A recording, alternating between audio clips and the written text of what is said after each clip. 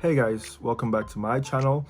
It's your boy Hillman here, and I am back with another video. For those of you who are new to the channel, who are just clicking on this video, welcome. I'm Hillman. I'm a fourth year medical student going to the fourth year.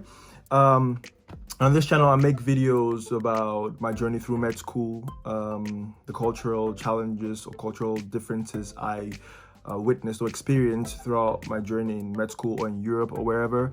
And I also make videos on medical topics, and not just medical topics, but any topic I feel like needs to be talked about. I make videos on, so welcome. If you like the content I create, be sure to subscribe, like. Otherwise, hey, it's a free world, you do you. But today, as the caption already reads, I'm going to be talking about how I managed to study Dutch in 7 months, 6-7 months, in order for me to be able to study medicine in Dutch. Because most of you don't know, but I do medicine in Dutch. Dus ik volg gewoon een Nederlandstalige opleiding. Ik heb de bachelor net af en nu ga ik wel naar de masters toe. I don't know, I felt like I had to say that in Dutch so people will believe me. But yeah, anyways, I do my studies in Dutch from the first year right up to now. It's all in Dutch. It's been challenging, but that's a video for another time where I'll explain how it is studying medicine in Dutch. But for this video, I'm just going to be talking about how the process was before that. I'm going to be talking about why I chose to study in Dutch, because the option is there to study in English, and how it has been, or how I managed to pull that off to study medicine in Dutch. And I'll also be talking about the challenges I faced in preparing for this, and also maybe give some tips for some people who are thinking about studying medicine in Dutch when medicine is not their first language. So without further ado, let's get right into the video. And just like a little disclaimer before we begin this video,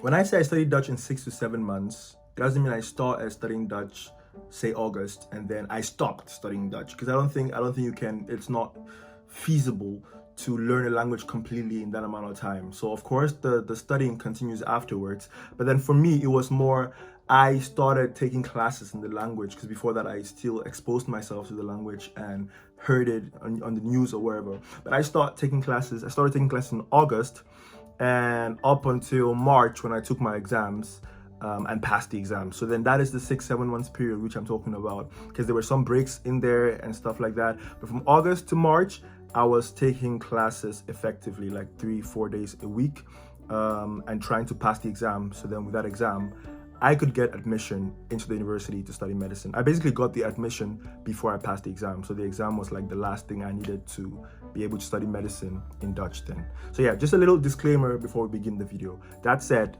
let's get to it. I'm going to be starting with why I chose to study medicine in Dutch. So initially, the plan was not to study medicine in Dutch, because there were easier options. There was, in the Netherlands, there are 2 universities that offer medicine in English, right? So of course, I would want to take the path of least resistance. So I was like, okay, I'm just going to study medicine in English, because hey, medicine is already resistant enough. So you're not going to add Dutch to the medical resistance already. So I was like, I was going to study medicine in Dutch. That was in English. That was the initial plan.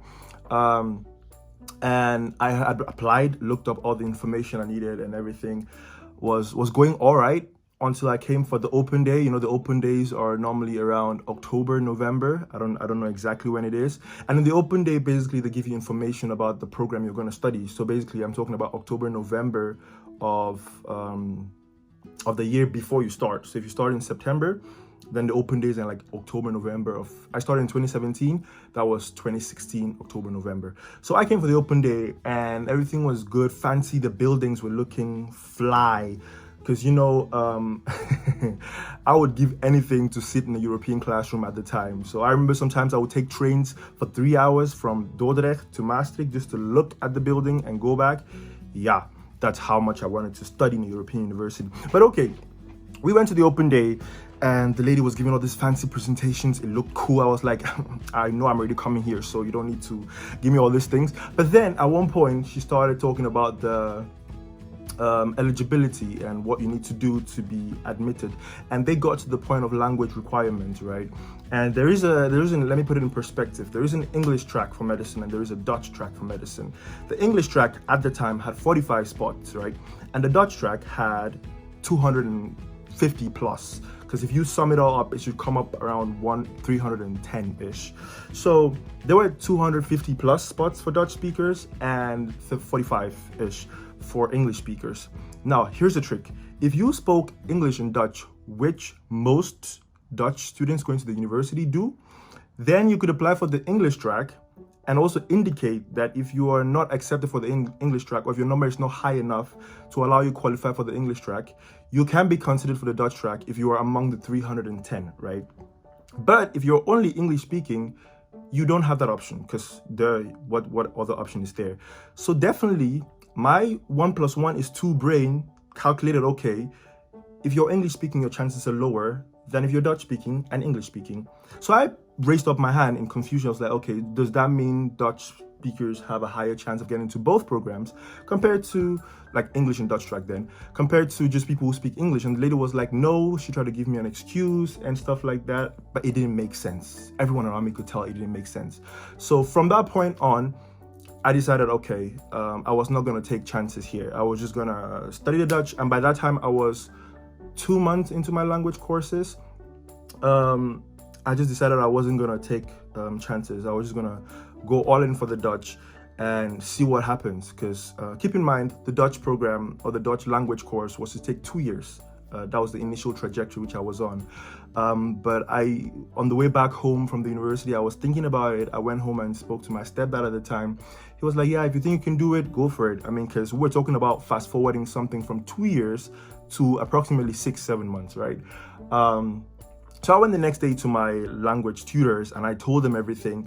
And they were like, yeah, it's going to be tough, but if you think you can do it, let's just start and then we see how it goes. So from that point, I was so determined to get my language exam, because I wanted to increase my chances. I was still hoping to study in English, but I was like, worst case scenario, I'm going to study Dutch. But bottom line, I'm going to study medicine. All right. So that was the motivation, kind of why I finally ended up studying Dutch. That was how it all began. Let me say it that way. So now let me talk about how I pulled it off, and maybe I'll just put some tips in there as well. So there are 4 points I'm gonna mention which really helped me through that period and helped prepare me for that challenge which I was up against. And the first one was just a lot of self-studying, of course, because you have to read the books, you have to study the grammar and all those kind of things. And I think it's very important for someone who is studying another language to pay attention to the grammar, especially when it's not your mother language, because people who just speak it from when they're a child, they don't really pay attention to grammar like that, because they just take everything in from when they're young. But we have to study the grammar so we know exactly what we are saying and make sure that it makes sense, because we haven't heard it that often. So we need to pay attention to those things. So self-studying is definitely the first thing, very important. But that is not all that is important, or that is not all that is necessary. Because if you sit in your room the whole day and just study, I don't think that prepares you to speak the language if you plan on using the language very often in the future, right? So the second point, that brings into my second point, expose yourself. Because I know back in the days, exposure was one of the things that played a key role in helping me acquaint myself with the language. Because I'm talking about exposure like reading newspapers, listening to the news, interacting with people as much as possible. Because the truth is, back then, I remember I was not understanding anything of what they were saying on the news. My stepdad watched a lot of news, so of course, me sitting in the living room with him, I had to watch the news as well. And already I'm kind of someone who watches news a lot, but I watch CNN, but then because he was there, he watched the Dutch news and I just couldn't change the channel. So I was forced to watch the Dutch news and I didn't understand a word of what they were saying.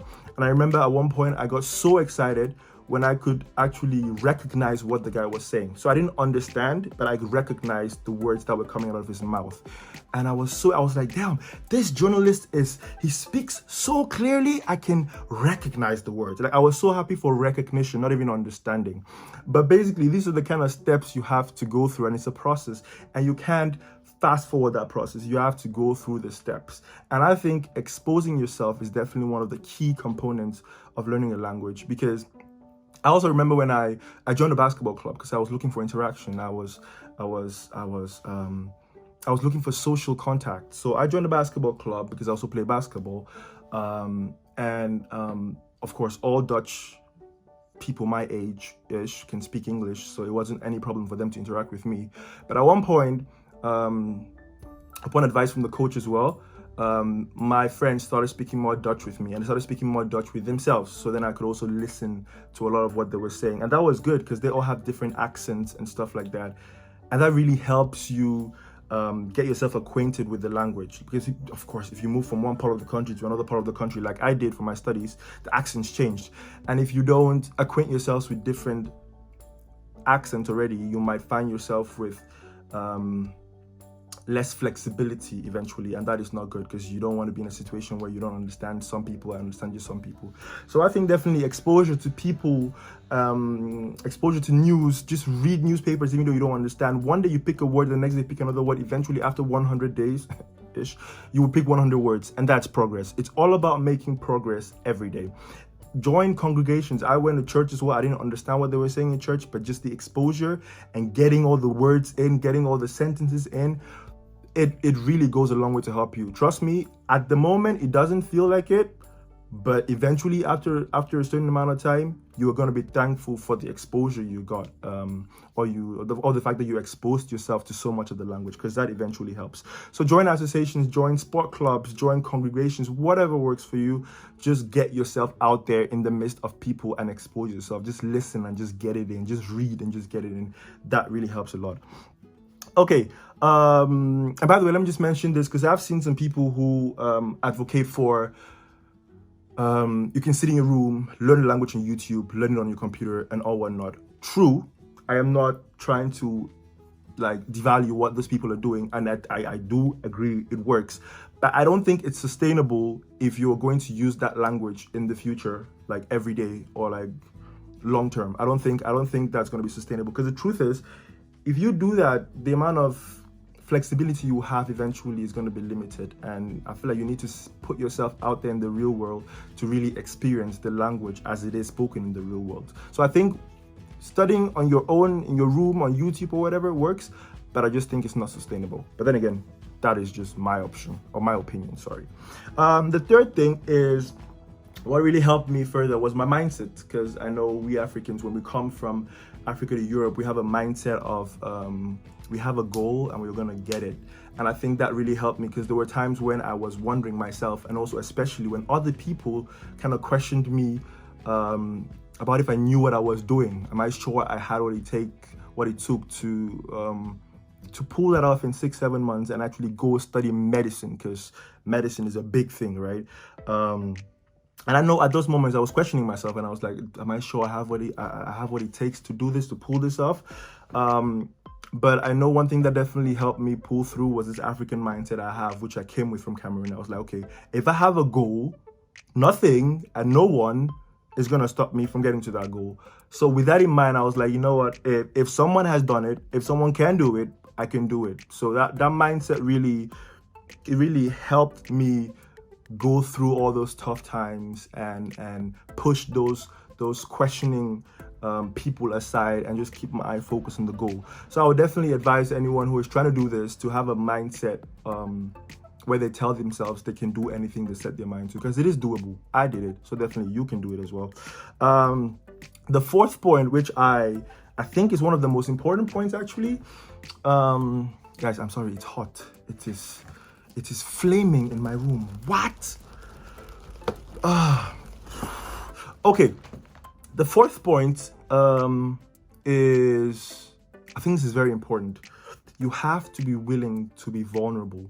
Like, you have to be willing to get your ego hurt. You have to be willing to take corrections. Because I think this is one of the most difficult, at least for me, it was one of the most difficult things I had to overcome. Because you have to imagine, I came from Cameroon, where we speak English and French, so I spoke English in school and stuff like that, and I was pretty good. My English was all right, like comparatively on average, I was above average. So I never had to struggle with the language. I was always top of my class, so I never really had to, or mostly top of my class. So I rarely had to struggle with competition that way.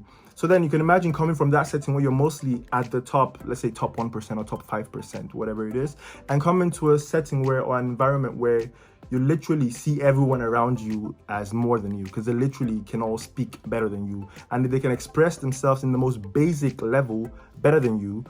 Then you can imagine what that does to your ego and self-esteem and self-confidence and all those kind of things. So I know for me, that really was a challenge in the beginning to dare to speak, to dare to make errors, to dare to be corrected. And that was something which I know for a fact it's not just me. A lot of people have that with learning a language, but you have to be willing to be vulnerable. You have to be willing to make errors. I think you have to put on the mindset of a child to learn a language. You have to tune your curiosity up. You have to, your eagerness to want to learn, your eagerness to get corrections, to get feedback. Like you have to let these things fuel you. Like basically be willing to learn. And I know for a fact, I personally had difficulty struggling with that. And that is definitely why my reading developed way faster than my speaking did, because I just didn't dare to speak. My stepdad was at home and he was trying to speak with me, but I was just replying in English because I didn't want to make errors.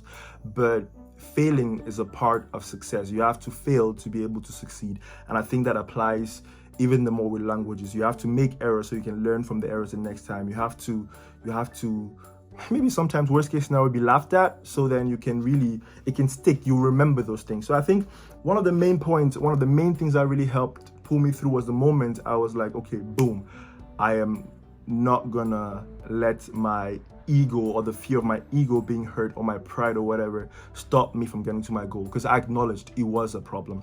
So definitely be willing to be vulnerable. Let yourself be vulnerable. Let your ego be hurt sometimes, whatever. Trust me, the end product is gonna be worth every sacrifice you made, for sure. Okay, now I think some tips already in there. So there are two main tips I would give to anyone who is struggling to learn a language. For example, to study in a university in the Netherlands, or study Dutch in the university. Study something in Dutch in a university in the Netherlands. It would be one, expose yourself, read newspapers, watch news in Dutch, watch videos in Dutch, read books in Dutch, do whatever it takes to just let the language keep coming in, because trust me, you're going to be thankful for that. And the second tip, and most important, is be vulnerable. Be willing to be vulnerable, be willing to make errors, be willing to let your guard down, be willing to let your ego be hurt sometimes, because trust me, only then and only then with that mindset of a child can you really learn. Now, last part of this video, I'm going to be talking about some of the challenges I faced, and there are not that many, when learning Dutch to go study medicine at the university. The first one, and I think this is one I've heard from other people who are trying to learn this language, is the fact that in the Netherlands, because I recently stumbled upon some statistics,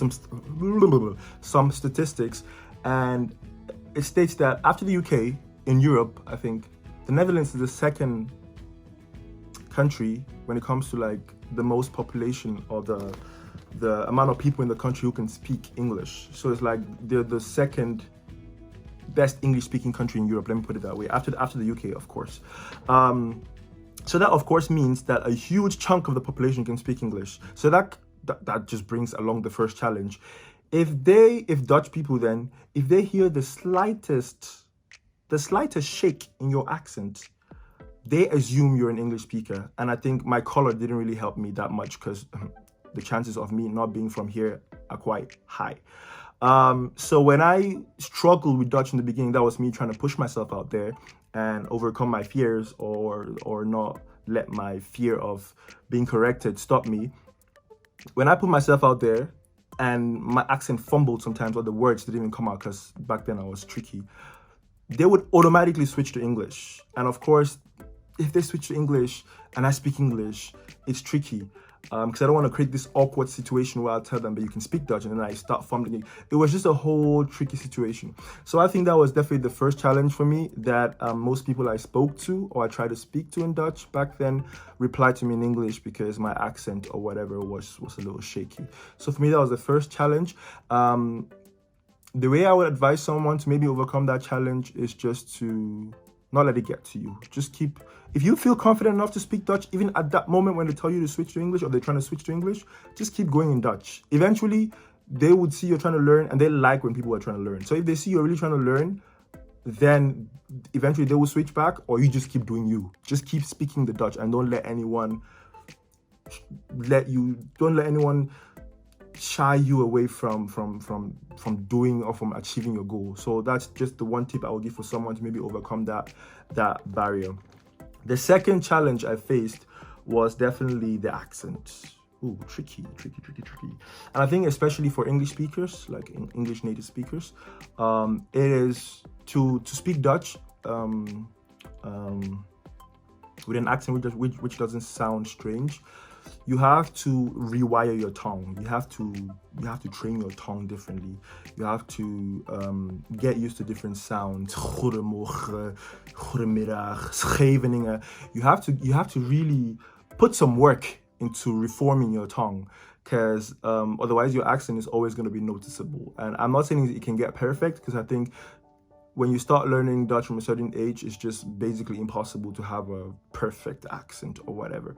But I think as an English speaker, that was one of the challenges I faced, that I had to really reform and rewire my tongue to fit the Dutch way of pronouncing words and stuff like that. But eventually you get the hang of it. And I think with just more practice, you'll get the hang of it. And I know in the beginning of my medical program in year 1, it was really tricky. And I was just out there spitting bars and allowing people to make sense of what I was saying. Shout out to all my classmates or all those who had tutorial groups with me in year 1, who always encouraged me and made me feel like I was making sense even though I wasn't. You're the real MVP. And that really motivated me to keep going forward and not give up. But in the beginning, it's still tricky if you're going to study in Dutch, but eventually with more practice, more exposure, you'll get the hang of it, and it always gets easier. But I'm gonna talk about that in the next video. I'm gonna talk about how it is studying medicine in Dutch as a foreigner. So let me know in the comment section if you're looking forward to that video, or if you want me to talk about something specifically in that video, or if you're curious about something which I said in this video which is not clear enough, and I would be sure to include that in the next video. But for now, that has been this video. I hope it was informative. I hope it helped someone out there. I hope it gave clarification to someone who's maybe thinking about studying in Dutch when Dutch is not their mother language or their first language. It is doable. It takes some amount of work and some effort from your part, some sacrifice, but it is doable. And if you just keep your eyes focused on the goal, you will definitely be able to make it, and you'll make it in flying colors. That was it for this video, guys, and I'll see you in the next video. Peace out.